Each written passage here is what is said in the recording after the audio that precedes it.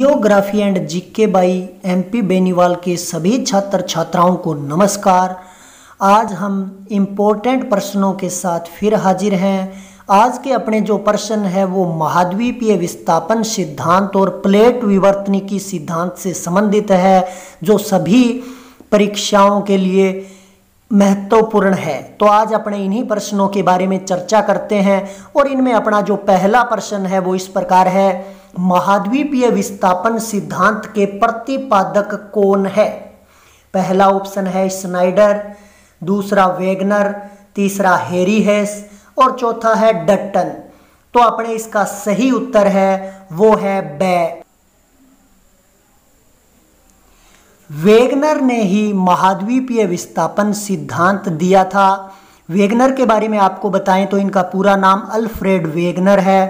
ये जर्मनी के जलवायुवेत्ता थे और इन्होंने 1912 में अपना यह सिद्धांत प्रतिपादित किया था। दूसरा प्रश्न, वेगनर ने संयुक्त स्थलखंड को क्या कहा था? संयुक्त स्थलखंड यानी कि धरातल।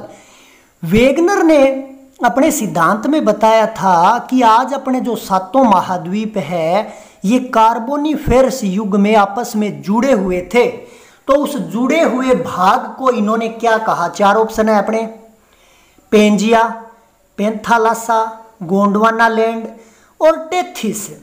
तो ये अपने इसका जो सही उत्तर है वो है पेंजिया ए, यानी संयुक्त स्थलखंड को इन्होंने पेंजिया कहा था। और पेंजिया का जो शाब्दिक अर्थ होता है, पेंजिया यूनानी भाषा का है और इसका अर्थ होता है संपूर्ण पृथ्वी। दूसरा जो ऑप्शन है उसमें लिखा हुआ है पेंथालासा। पेंथालासा है वो पेंजिया के चारों तरफ जो जलीय भाग था उसके लिए इस शब्द का प्रयोग किया गया है। और पेंथालासा का सामान्य अर्थ होता है वो होता है जल ही जल। गोंडवाना लैंड है वो पेंजिया का उत्तरी भाग था। और टेथिस की बात करें तो टेथिस नाम का एक सागर था जो गोंडवाना लैंड और लोरेशिया के बीच में स्थित था। अगला जो प्रश्न है वो है, गुरुत्वाकर्षण और प्लवनशीलता बल किस से संबंधित है? चार ऑप्शन है, पृथ्वी के परिक्रमण से, दूसरा पृथ्वी का घूर्णन, तीसरा गुरुत्वाकर्षण और चौथा है ज्वारीय बल। तो इसका सही उत्तर है वो है बे, पृथ्वी का घूर्णन।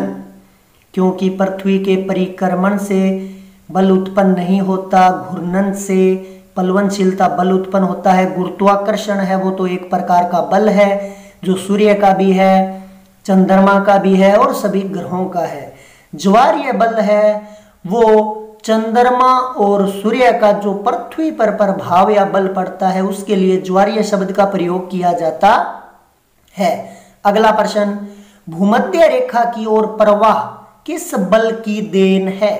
तो इसमें चार ऑप्शन है, पहला गुरुत्वाकर्षण बल, दूसरा ज्वारीय बल, तीसरा केंद्रोन्मुखी बल और चौथा घर्षण बल।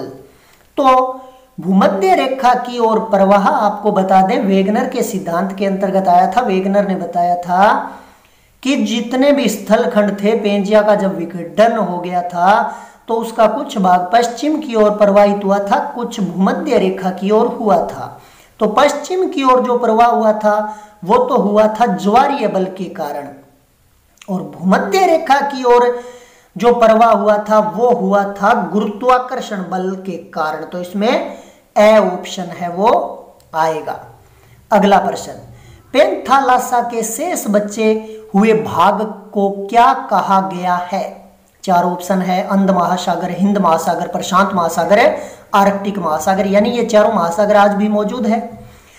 तो पेंथालासा का शेष तो ये है प्रशांत महासागर, यानी जो बहुत बड़ा पेंजिया के चारों तरफ है। पेंथालासा जो कि पेंजिया के चारों ओर फैला हुआ विस्तृत जलीय भाग था तो वह बहुत बड़ा था। और प्रशांत महासागर है वो सभी महासागरों में बहुत बड़ा महासागर है। तो प्रशांत महासागर को ही पेंथालासा का अवशेष वेगनर ने माना था। अगला प्रश्न है, विश्व में कितनी मुख्य प्लेटें हैं? तो यह प्लेट विवर्तनिकी सिद्धांत से संबंधित प्रश्न है और इस सिद्धांत के अनुसार मैकेंजी, मॉर्गन और पार्कर ने बताया था कि मुख्य प्लेटों की संख्या है वो है 6 और गौण प्लेटें, छोटी प्लेटें हैं, उनकी संख्या है 20। अगला प्रश्न, इनमें से कौन सी लघु प्लेट नहीं है? यानी 20 छोटी प्लेट है, उनमें से नहीं है, बड़ी कौन सी है? तो इसमें सही ऑप्शन है वो है द अंटार्कटिका है, वो बड़ी प्लेट है, जबकि नाजका, फिलीपीन, अरेबियन ये छोटी प्लेटें है। अगला प्रश्न, संरक्षी प्लेट किनारों से किस भ्रंश का निर्माण होता है? 4 ऑप्शन है, सोपानी भ्रंश, रूपांतरण भ्रंश, उत्क्रम भ्रंश और सामान्य भ्रंश। तो संरक्षी प्लेट किनारों से रूपांतरण भ्रंश का निर्माण होता है, सही ऑप्शन है वो है ब। अगला प्रश्न, हिमालय पर्वत का संबंध निम्न में से किस से है? टेथिस सागर, आर्कटिक सागर, अरब सागर, भूमध्य सागर। तो आपको बता दें कि टेथिस सागर है वो कार्बोनिफेरस युग से पहले का सागर था, जबकि आर्कटिक सागर, भूमध्य सागर, अरब सागर ये वर्तमान के सागर है। तो इसका सही उत्तर है वो तो है टेथिस सागर। वर्तमान में टेथिस सागर के अवशेष के रूप में अगर अपने अरब सागर की, काला सागर की, भूमध्य सागर की बात करें तो ये उसके अवशेष है टेथिस सागर के। और टेथिस सागर जब था तो इसके अंतर्गत क्या है, अंगारालैंड और लोरेशिया का जो भाग था वो आपस में जब एक दूसरे की ओर गति की तो टेथिस सागर के अंदर के तलछट है वो वलन के रूप में ऊपर की ओर आए और हिमालय जैसे मोड़दार पर्वत की उत्पत्ति हुई। अगला प्रश्न, लास्ट जो प्रश्न है 10वां, प्लेटों में गति का कारण है, यानी प्लेटों में गति का क्या कारण है? तो इसमें 4 ऑप्शन है, दबाव है, घनत्व है, रेडियोधर्मिता है, भूकंप है। तो इसका सही उत्तर है वो स है, रेडियोधर्मिता के कारण। एक तो विद्वान थे हैरी हेस और इसके अलावा मैकेंजी, मॉर्गन और पार्कर, इन्होंने प्लेट विवर्तनिकी सिद्धांत दिया था। तो इन्होंने बताया था कि रेडियोधर्मिता या रेडियो एक्टिवता के कारण प्लेटें हैं वो गति करती है।